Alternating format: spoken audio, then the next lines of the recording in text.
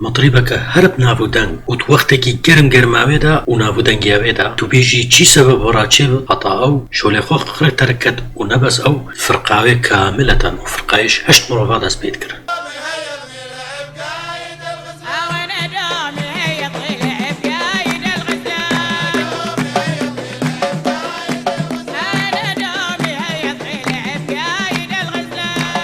الطقاقة نورا. شي معنى طقاقة؟ طقاقة يعني فيها مثلا شافش الطنبل كيلي دانو استرانا بيشن بوداوطا الوقت كي الدولات الخليج شي استران بوداوطا كود بانا تكود ني طقاقة داوطا طنبل كيلي دان طنبل كاو زنبرا وكاتشوا الوقت بيجا استران قالت كوتن او فرقاقو بيجا الصالة 1905 اجدايك بويا وجنسيوي شكويتية واستران بيجي اجدايك اخو قرتيا نابيجي صنعاء نورا ربيع اسماعيل او يا ملقب يعني لقبه هاتي دانا نورا الطقاقة هاتي معروف كرنا في نادي بيجا الوقت كي الدولات الخليج كيلك مشهور نبس الكويت شنقول الوقتي في بيجني طقاقة جند يزيك باو دنگي قوي با بترخل كي حاجات كرو بضاوات عبر جا افاش اكشوان بو دنگي تواني تخوش كلك دعوات خوش كر يعني دعوات توان هكا او تدانا بعد قد يعني وقت شعب يجي نيخوش يعني الوقتي او كلك مشهور جا طبعا او وقتش يعني زان النتيجة ابونا مسجلها ابونا الراديو افتشنا شيستي وغانرا حتى يعني هفتي نزكي براشتيش افتشتي كيمو بجاري او طنبلكو زنبرابو اسخو زانم يعني نقماش دا قالك جاري ما طنبلكو زنبرا يعني وضعت على دا على اساس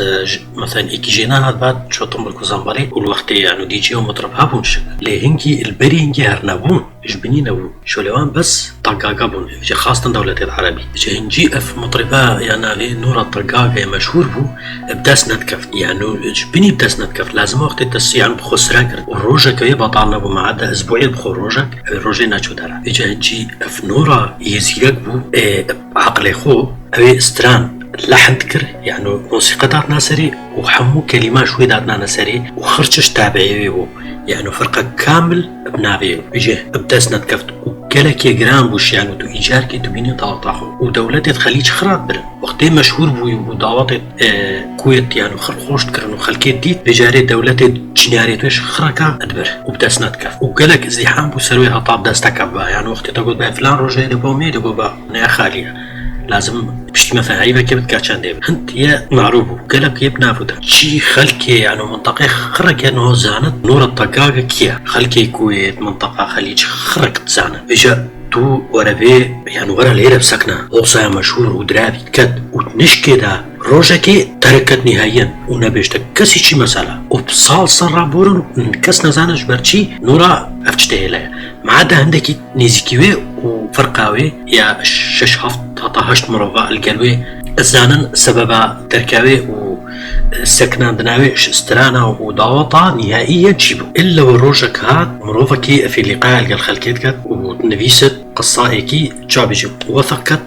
ونشركت روجاكي اتصال بيكر اتصال دا قوتي مدفتا اسم مقابلة تبكم بيجا اف ناس بود بيجم اكثرياوي شو اتصاليا يعني افيابو نورا قوتي وخرجش تبدأ نورا سر دفيوي سر كتابي هاتي قوت افي مروفي تلفونا نورا كر مدفت مقابلة تبكم طبعا بشتي صالة كانو اس وقتي او فيديو ديتي في برينو مدانا سري ونورا ما شاء الله يقاشا ويقلوا نيون صاب وقتي شويت مالي دا نورا موافقة دا او بيت مقابل القلب والقلب اخفت وقتي افت شوية نورا وليريني بين بخورياش منطقة يعني نزيكي درجيوان وبين بخورياش خردراتي افي يعني وقت بشكي وكي تشاب يجي براترس جيبو شي مثلا بغور خرد في مالي دا وكري وقتي نورا ديتيش نورا يعني درجة براوكي بيجوري قداس جنابت قلت باخم إلا جور دا وكسنك منام رونشتن شمعية الكرين بغور بخوا دعاءات كت زاني يعني جي دعاء إن في جيتوي بس وا دعاءات كت وحياتها خروا أبوا أبي خوش كان بو ديني وبس دعاءات كرن قوتي نورا قوتي نو توي متأكدي تو بوشمان نابي أزبط خرجتي بيجم قوتينا أزيم الصرم ألا دبيت أزبزانم سبب سكنان دناتا القلب استرام بيجي ودعوطا تشيا ونورا براغوت بالتفصيل وكلمة أزيبو بيجو كايجيبو نورا قوتي يعني تدفيتها وكي قباشي نبيجي أس دي كمل كم أخفنا خو دي خرب بالتفصيل قوتا بيجو قال كيف هاتي بوشي هاتي داب زانت جيب سرياتي وش برشي قالا چنكو كس چو درادا نزانت چی مسئله وش برچی استراتژی هلا و دعوت هلا قلت روجا كي تستراحة مدى روجا استراحة استينا تلفونك بومها اش قبالي جنكاكي يعني جنكاكي تلفون اوي جنكي قلت مضاوطة هي لازم تبي ضاوطة مني خو قلت روجا استراحة خو اسناش ما شو ضاوطة اوي يعني قلت مني اسيفيش تتكام يعني رجائي اويكر بس تبي ضاوطة من كي جامعة قلتي ناو بالضاوطة خوص ناكم قالك بيفما يعني رجع قالك جيكرن جاي قالك رافض كر يعني قلت درسنا كم قوي رجع استراحة منه ورجع استراحة فرقة منه ودي بس يعني أمان دخيل أفكشيا منها بتنيا وأفكشكب يعني بتكتكي منها هاي وقالك عزيز البردليما وقلتي إن نورا بتزلاوطة هناكم يعني شو خدي قبول كده من رجع إيش تتكين والله نورا يعني دلوي قالك قايم بو ودلوي يعني يحنون بو كتب لاني أزرب اتصالي فرقة خوكمو أمي خو ليك دينو وكالكيتر بجماعة أبي عنوان داي وكجوا أمالا وكجوا نينو وقلت الساعة چند دواطا دست بيكت قلت الساعة دايدا أمي دست بيكين دايه فاري بيانو يبشابي أبي شرابو تلفونها بالي خوكر يتفرقي وقلت حال مسألة با جنكا كي تلفونها مكر وإجبر سمعتي خو ونافو دنجي خو من غاي رافض كم قالك كيفيش مكرن وقلتم ألا تبيا دواطا طبعا كيش ما بتدفي اشتكات يعني هيك ضغط بكات بيش ضغط من ايك كيشك من هاي كي جا من ابتنيا وقالك عزيز البرما وقوتي نتوبي اسنقارم يعني كسيدي اسناينم وبيش تتكين تبي ضغط ما دلوي اشاب وعندشي بيش فرقيش قوتي ما دام تقرار ده خلاص ام قالتينا تشيبكي ام قالتينا هاتن خليك دانو دابتش نويدري بيجي هفالك اش هفالي توي قوتا نورا قوت مال الكيدرة قمال بالضبط والمنطقة الصباحية الدولة كويت منطقة صباحية قصر كمزنة وكيفيليا يعني قال كمزنة وضوطها البيتري وقوتها بالتخو بين 100 دينار دائما يعني ضوطها بريبا بين 100 دينار الوقتي قالك يعني مبلغ كي مزنة قال لك شو مطربا بين 100 دينار نصتا يعني بلكي نورا نورمال شوف ضوطها كاتشاب تصد بينجيا كابتشندي او بين 100 دينار داي قلت بين 100 دينار اللي دينتا بضاطا خو خرات تدخل لك تاني تفرقي يعني وجل كي تخويت يعني بو حفلات برخوت كان خرط شنطاكرن ودا سبيكرن دابجنا مالا يعني ضوط اللي فعلا شون لي بريفا نورا شكت كرن اللي وين ني مرتعبو اخفنا نورا يا نورا ابدا اللي ني مرتعبو اللي قوم اخفنا داي تراجعناكم ازيچم يعني ازيچم شو ما اخفنا داي جبر سمعتي خو وهرچو وهردلي ني مرتاح وطا خو غانت ويدردا شو نما غاني غانا بردري وقتي غاتينا بردري مالي شيره دا تثبيت كات اويديت مالك نيه نورمالا ابدا مالك طبيعيه حمو نورا قلوبانا وشمانا وخرا زين كريم زين يعني بوضاوطا وتجيو دريد برد ماليشك طرمبيلا ابضاوطا يعني يا تشيبوي الكيس على تشيبو الصالة عزار ونقصدو نوتو هفتي هاد نخوارش طرمبيلا خو ويدي چون الجوردا لي وقتي تشنا ولدرات رينن نورات جو اف مروفتيدا نطبيعي بون بچي جسميوان بجلكيتوان افا كلاكي زنجينن حمو تاجرن چنكو افتشتي از بينم ني طبيعية نجي الفيضاطي دا يتكفتين هذا ني نورمالا والمهم امچوين الجوردا امچوين النافوان دا قو مليريني بابي كشكي بيش مفاهات قوز بابي كشكي ما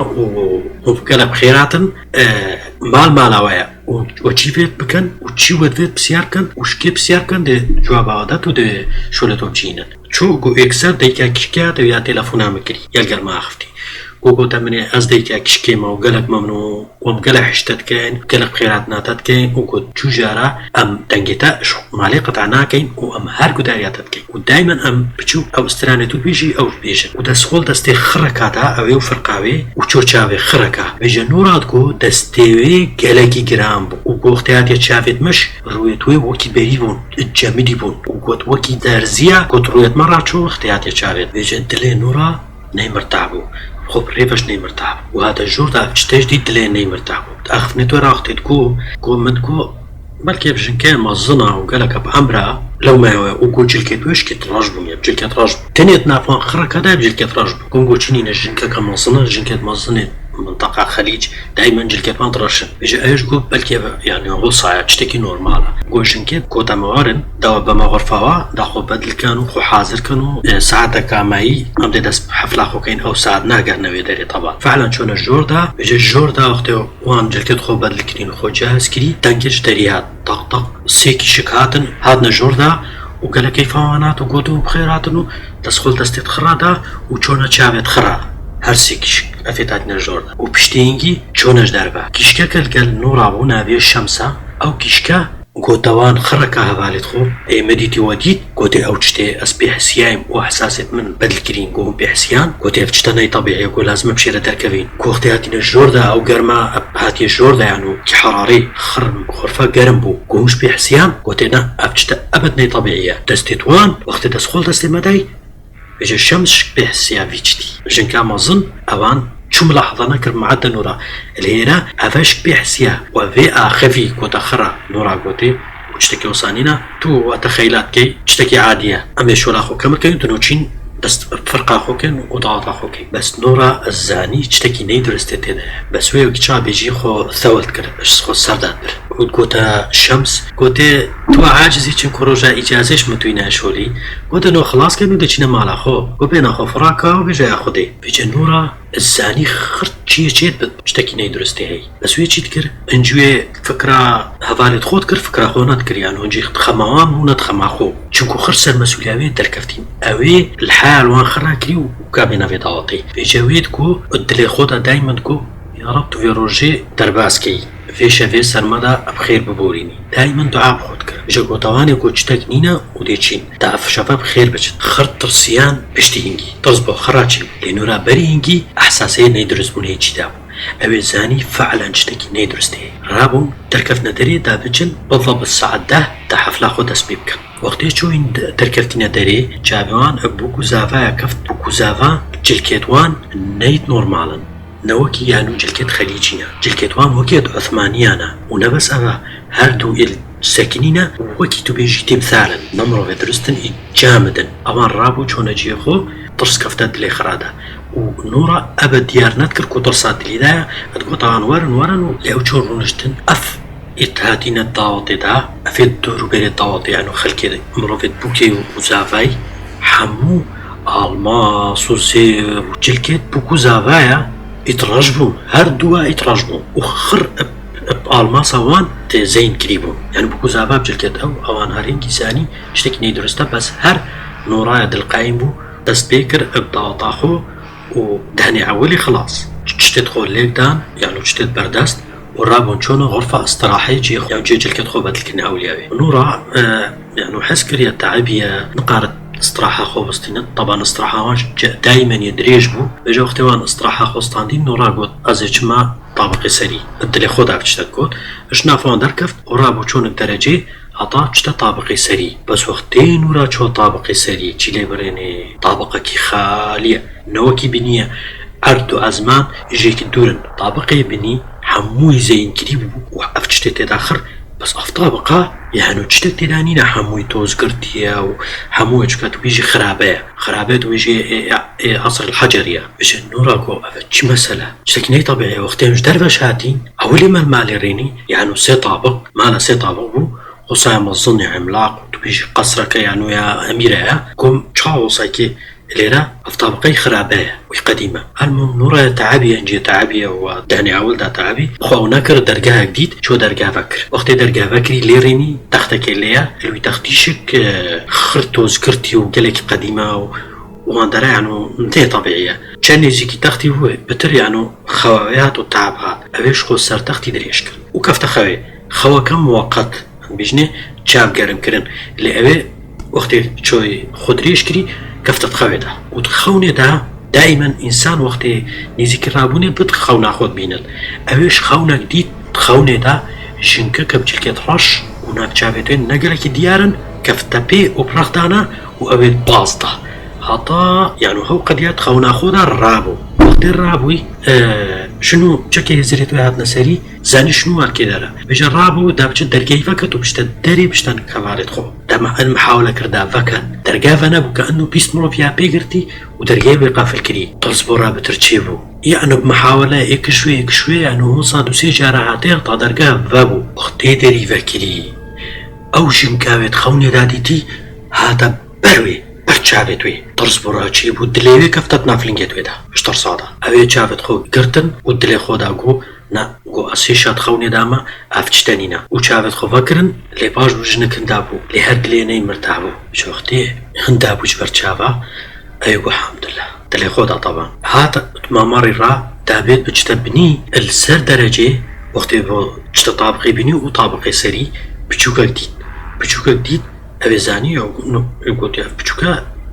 ضاوطيها بشكل يعني وراني كل كالكرن وبس كالكر اللي نافشافتي نيديار بس بشوكا وطارية طابقة كي معزلة نزاني يعني بس زاني بشوكي بعض شو سري أو زاني بشوكا كت ضواطي بشتدري كده ده منوف كفتا بي أوش كفتا بي ده بشتا سري بينن أو شو سري ليه ريني وقتي سيري ريني نفسي طابقي بني يعزلة أو طابقي سيش وكي يدوي كستدانينا معزلة وبشوك نما ايدي ببينن نزاني بچوك چليات بچوك يعني وكچاوشي اختفاء هندابو نهائيش برچاوا بس دنگيوي يشيتت دنگيوي تيتا نوراش قو اسخو زفرين ديسام غرفة ديت مقو دنگي شوي رخيفتت اش بوي غرفة بچوم وقتيس شوي محاولة بكم دا ويداري فكم ايش مدسخوناف دي داري دنگيوي ايدي نما ومقو قمادام افكركا هندابو دا از بزفرم بچ مبني بجماعات كركي سريبو هندابو يعني محاولة كردا باش تبني يشوف خود داخلي خودت باش الانسان دايما تشتي داخلي خودت كو اس الخوز برين دا بچم كوميدي تشكي كيا بلينجيت مكرتي واس شداندم ونيلاس بحركم يعني هو المكر هنجي مخو حركان تطعص كفتم اس كفتم وقتي اس كفتين مليريني وسوسكات قوي مدا تشيبن ايكي قوي مدا تاخفت كوم قوتي توكي قوي ردا مدا قوتا مني سترانا بومبيجا دنگيتا گيليك خوشا واز گلك حج دنگيتا تكام كوي قوتي تاز كشتم تاز بزداندم جارك دي قوتي سترانا بومبيجا از گلك حج دنگيتا تكام وتاز كشتم شتر صاد از چا سترانا بودا بيجا كو نطرسا عمر دستي خديا كاس نامرد حطانا نايل عردي مايا قوتي بس سترانا بومبيجا ودنگيتا گلك خوشا اف نوختي چيد بودنا بيناوي ويدا ودنگ تاتي وفچنت قوتني اوه بس محاولت كر خوش دستا بینت داري وفعلا ايك شوي انو خو قاريش دستا بینت داري وقت تيخ قاري بازدات اوه نبازدا وهاتا بني بشخوفش نريني هاتا بني وقتي هاتي الجوردا هاتا غرفاوان دا افيتا فاليتوتي دا ليريني وجيوني درستا اخرى ليريني قوتي جلتا هاتي تكوي جوي اوه اكسر لير الوان ريني وجيوان ريني دي هفالاوي شمس واد كريد واخرى يسترن سرو جافتوي ودنكيوي كلاكيتي قوتي چي مسألة يعني اوه بينك خوش استاد قرين تركنا ملتنا قريا لي خداني الضواطي قوتا مني نورا شو سري بينا خوفتا اتنافودا بينا خونينا شو سري قو اش وقتي رابو يموكو كاز بيت مسري كاتو چيت كايا قو اش شو مسري از جارك اللي برينم منطقة كامل مواصفاتي معزلة كافلة يعني افمالا يا سرو بنا كاستدانينا وشو سري كوملتيوارت سري ريني شكل مروفت متوحش اللي خر وكي نقشاي الديوارة كو اس مربش ترصادا دي اس شو سري هيدي اس شو دالتاب كريم بعد كر نورا كو هنجي تتنامي ديتي مروفا كاتت بيش جاوي مذا ابجل كزراش وسرو جاودي نيديارا كو هجوكا صد مروفا اسبال ودام دازبو يذا بشم كو هر من يعني محاولات كرس نچم كو اسب خودشم بيش يذا وطاز كهماني زيكيوي كو هر من سرو جاودي نديتن ويد كو تمني استرانا بومبيجا ودنگي تاي خوشا وازكالك حج دنگي واتكم وازكالك حج دنگي تاتكم استرانا بومبيجا كو مكرها وارو هطاش مات مدنگش خوينا وازگريم وكم چافت خو كرتم وكم چاكي چافت خو فكرن وين دابوي وقت مصادتي كو من ليدا لزي وبحيلي اس چوما بني هطاش مات كو چوما بني وكو بشتينجي فتشكا شنو تو هاتي كو نورا كو سيفيش تاتكم كو اس قرباني كو دايره بيلين دايره نيدرستا چتي ام تيره دا نيدرستا لازمه ميره بيلين هيره چتكي كلكي نيدرستا تدا وكو تو زانيش فيچتي بس تو خو خشيمتكي تو ماش خشيمتكي وفچتا نيدرستا دا دركبين كو تي شمس وجماعه وخر تشتكي وتشكاش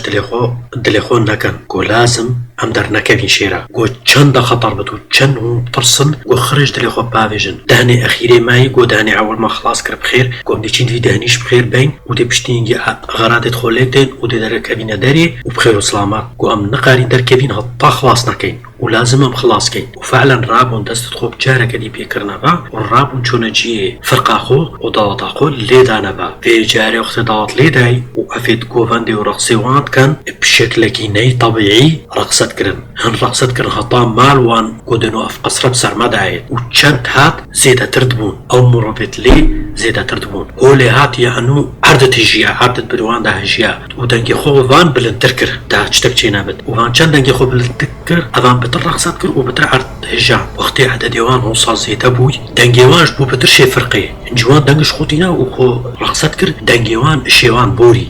هولي هات يعني ايدي دنجي فرقين بس دنجيوان هات بجاري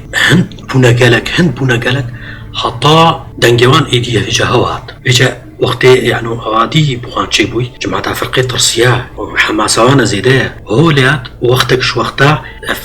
كراسيتوان بلنبون كراسيت داوطيا بلنبون برينجي لنجيتوان دياربون وقتي لنجيتوان دياربون وخركالي ريني لنجيتوان نيت مروفانا لنجيتوان وكي حيوانات انا وكي سميت كارانا وكي لنجيت مريشكا وانا ندرست لنا طبيعينا هو خركال ليك ريني بزديانش ترصادا بجنورا يد القايم بو ودلي خودا بخدعات كرن كوتواني دايما استران وقت الكوتن مستطقطان والقل تستخوه ليكر كوتواني دنجي خو بلنتركنون موش بلنتركن يعني حماسي بتركن دا يعني كتشاف يجي في أي مشينا في وضعي وكفتنا تدا نوضع كي نورمالا بترت وبتشاف الوقت قرشان قوتي دنجي خو بلنتركن باش رابو بدنجي قوي استران كوتن حتى الشمس هاو تحمل كر وقت تشتخرج ديتي رجيجو وكي باركاتي اوان بيغرتو وراكرن ايدي شاتني في الضواطي ومالا ضواطي وتي تشي قلنا انجيلك تعبي وكوفا اسبوعك كامل امشيني روجا استراحه هيبو بيجا تحملنا كتكفت قبل بين جوري قلنا استراحه خوستينا وقتی چوی رابون برین جوردا بیشتینگی چکی انو شمس و اوون حتی شمس و عیوه حتی سریوه و جاره کدی راب وقتی رابوی گوتی جماعت گوهون زنه چیا چید بد مون بینامه چید کن گوهون زنه می چید کن گوتی نا افچتنای طبیعیه گوچتی مدیتی خرنی درسته نورا گوتی از زانم گو زام افچتی امتی دا نی درسته گو امل داوتا نیامرو باینه امل داوتا جناینا امل داوتا بو جنالی دین بجا ازنو چکیش قصتي دركفهم كأس شخصك قالك جاري معلوماتكو وديكو بابتمتكو وخلك منطقة ماتكو أس شوي داري قالك جنالك ما وقالك شيء جنا باكلبي قالك جاري خلكيتكو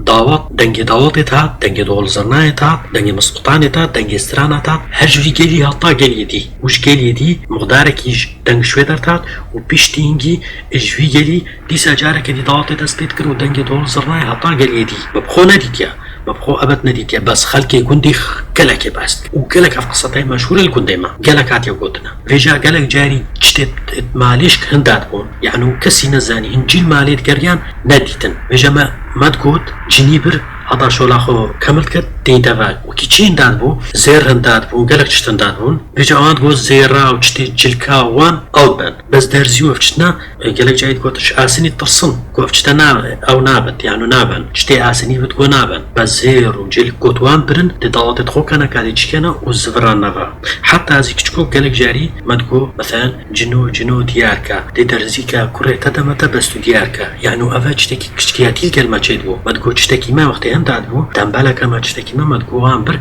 حتى زفرين نفا يعني بريني أفتشتا بلكي فعلا رازنا أنا زما أفنورايا وأفنا سروي تشيبو وخليج خرزانة كلك موقع سرت آخفينا قالوا راست عنا أمي سر آخفين وكيبو ما عادي قلت نورا أو قانا كرن أم لزوينا قصة أخو نورا قلت لازم مكمل كين حتى صبيكي وإلا هكا أم بيجين دي دركبينو ويش طبطان كمل نبوي دي مشكلة كي ومينا دي بلكي ما بكوجش قلت لازم مكمل كين نورا أو قانا كرن وبيجن دهني تالي وطا صبيكي لابدن وخلاص بطاوطا بخير وسلامات باش تسري لازم قوم مكمل كين بشتي قناعات وان شكري رابو چون الدعوات أخو دافا ودا دعوات أخو لبدن لوقتي في جاري دعوات ليداي قالك حماسة كم ني نورمال بوان شيو حتى جنكك شوان جنكا انجي يعني خوتي نوهود بر کچلکێت عوسمانیەت بەروێدا و پرچاخۆ هۆلێت کرد و هۆلێت کردی نادەرێت داوەڵێدا بێجێ ئەوێ ئەنجی حەماسا گەلک زێدە بەڕاچێ بوو وەسڵەکە پرچاخۆ کرد پرچاخۆی نادەرێ وابێتە عەردی بێجە نوڕا گۆ وەختێ من لێڕێنی گۆنگۆ ئەکید پرچاوێنێ درستە باڕووکەیە یانۆ پرچانەیانۆ گۆ بەس پشتینگی نافلنگادا من پرچێ رێنی پرچە بخوونە هەر مبخۆ ئەو نەکرد هەر من کەمل کرد و هەر مبخۆ دوعات کردن گۆ پشتینگی ئەوێژن کێ وەکی وەراقەکەینەوەکی بەری دەرز سەرە نویسی بوو ئەم بێژنیە نوشتك یانو نوشتکێ توزانی دەرزا یا تێدا کەس نقار بخومە بەس نوشتکێ چێت کرد ئەو زانت چییە بەس ئەو زانت چییە ئەواش خڕەکە ئەفێت ڕەقسەیوان کەن لێ نوشتکێت ڕێنی عەرەبی بێژنێت تەڵسەمە ئەو تەڵاسم و ئسترا پێت گوتن وەختێ ئسترا پێت گوتنش هەندێک کەلیمات گوتن کەسی ژێفامنات کردنورا ئەبەدەن گۆف ئەخفتنە چوجارە منەدیتە تسترانات هاتێ گوتن و شتڕسێت خۆدا ئەو وەختێ هەفچتە خەردیت ئەوان ڕابۆ خەربەتە استرانێت خۆت کردن یانو هەوزانی چی بێژنە ئەوان یانو ئاخفتنێتوان هاتنەوە کچاوێژی بشونا نادگوت خربتي شطر صادا طبعا كي بدولي بيجو اختيوان افضل سما انجي نفشك دانا برخو ستران كوتينو دنجي قوي حتى دنجيوان غير بو ايدي نبو دنجي مرو كيشو دنجي رابي متوحشين شوانا كي دنجي وصا شوانا وعدديوان قالك زيدا بويا نبونا قالك رابو كرنا دايرة اتنا بين خودا واطرافتوان خرقوان تتني فكا جنادا بي وخردور بريتا جنبن سرو شافتوانش بدل بون ايديه وكي مروفيت بأوليا هاتين نامان حطابو بريص بيكي وتنش كده كهرب قطعبو وشافي روجي دركب اوان شافت خو خركا كرتنش ترصادا بعد كهرب وكيشاتو التلفزيون فامي طق خرجش رجبو شاشة رجب او شكر جيدا شافت خو كرتنش ترصاد كربو شو دنكي دينا نش كده كتويجي خرجت كربو نورا گوتوانی بێدەنگ و بێڕەنگ و بێچپچپە و بێچتەک دەستێت خۆت دەستەیەکەن و غەرادێت مەش بلال هێرە بن غەرادی چی دەستێت ئێگرتن و ئێکسەر هێدی پێشکا چۆن و پشتینگی لەزاندم ڤیما مەڕی ڕا و نەزانی ئەو چاوا دەرکەفتنە دەرێ وەختێ دەرکەفتینە دەرێ و هاتینەش دەرڤە پشخۆڤەش نەترێنی شتر سادا دەرکەفتنە دەرێ ئەپرێڤە مەسافەکی مقدارێکی درێژ دوور بوون شمالێ شەوشی نەزانی چی بچیت بتە زەلامە گیت وەختێ زەلام دێتی تڕسیان بزدیان هەرگو ئاڤاشێک شوانە باچێکیش بەبین پێش دەرکەفتی وش ئێکی دێبین ئەوش دێ بەتەل بەرچاو مرۆڤیە تڕسیان تەق و دیسا شەمس کەفت ڕۆژێکەوە گوتێ دەچی کرد دەچلمە کرد گوتام کوشتین دەشتر سەدان کوشتین گوتێ هۆم چیتکە نەهێرەیە گوتێ ئەم چیتکەی نەهێرەیە ئەمێش ژێ مالێتین مەداوات لێتدا و ئەس نوڕامەوە ئەس هەموو کەس من ناسن ئەستاگاگە نوڕامە گۆمالەچی و چیت بێژنە گۆف مالە پشمە جارەکەی نورال پشخۆڕێنی ئەو مالە ئەو ژێ دەرکەفتین مالەکە کاڤلە کەس لێ نینە مالەکە بەردایە مالەکە یانو کە ئەنەوە 20 ساڵە کەس نەچێت بێ مالێدا هەندیە قەدیمە بێژە گوتێ خودانێ مالێ ئەفە بەری 10 ساڵە ئەف مالە هێلایی و گۆژێ دەرکەفتی ژبەرچی گۆ خودانێ مالێت گوت جنێ تێدانا یانو ئەvێ مالێ تاریخا خۆ هەبوو حتا گۆ خەلکێت منتەقەی یانۆ جینارێت فێ منتەقیش گۆ گەلک جاری بێژن دەنگ ژێتێت و دەنگێ قەوی ژێتێت و گەلک نەوعێت دەنگا ژێتێت و بۆ شەبەحات بینن یانو ئەف مالە هەموو چۆینێ گۆ سەدێک گۆ چی بێژنەوە گۆزێ باوریشوەکە چونکو گەلک جاریاتیە گوتنە بێژە ئەوانێ دیش خرال چاوەیەک ڕێنی هەنگی بۆوان دیار بوو تریلیۆنش سەدێ کوان داوەت بتکرد نەبۆ مرۆڤ ئەو داوەتا جنادا بوو و هەنگی وان قەراردا نورا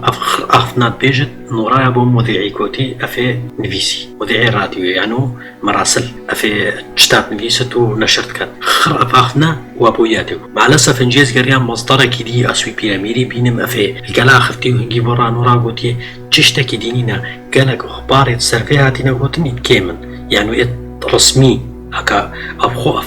أخفنا قالك انتشار خوكر وتوسعوا المنطقة خليج خري حتى يوتيوب دا والقالك درا قالك سراخفين ليش وين روجي دا نورا وفرقا خو قرار دا ايدي نجنا نداوطكي نسترانكي بيجن وشماش درنا كفن وحامو بنا بس الرياضيني ودعاب كان وشتكي ديو صاب سريوانيت وشوي روجي دا حطا چو بالرحمة خودش اوه ايدي استران نقوتن اونا چو داوطا وچو جارا درنا تكفت داري شمال ألا وقت الحاجة بس مال دابو وبخور التكرن وبخوشمعال التكرن ودعاء التكرن داجتكي دي وصاب سريوينين بجاري جماعات هكا روجكي تشو داوطكي تشو دركي وحماس تشيبو وشتوصا تشيبو أولي بري خوب دي لنجيتوان هكا تادي تشتكيت ناف لنجيتوان داول لنجيتوان ندرستن بزانا هنجي تو دركي داينا درست قالك جاري اسبو يعني قالك شخصيتين توصانا وقت تشنا دركي ازدحام شيبت اول شيء توصاتنا سري مروفيدا بجاري ان شاء الله خديكي توصانا بت يا ربي هكا شي بالشك بسلامتي بشتسري بسري كسي شنيت يا رب خدي تبكي بسري كسي نيت رئيس صلاب وحمو كسي البرفي فيديو بت واسيفيت كم يعني جارة كديش دي فيجم هكا قصتك وهي وبدفيت السر باخذم مو ببين فيسا رحمة البابي